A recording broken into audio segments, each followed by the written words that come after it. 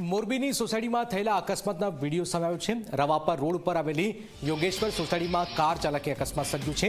Bike ચાલકને અડફેટમાં લેતા જ સીસીટીવી સામે આવ્યા છે।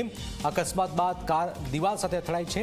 અકસ્માતમાં કોઈ જાનહાનિ થયા નથી। આપ જોઈ રહ્યા છો મોરબીની સોસાયટીમાં અકસ્માતનો વિડીયો હાલમાં સામે આવ્યો છે। બાઇક ચાલકને અડફેટમાં લેતા જ સીસીટીવી સામે આવ્યા છે। યોગેશ્વર સોસાયટીમાં કાર ચાલકે આ અકસ્માત સર્જ્યો છે।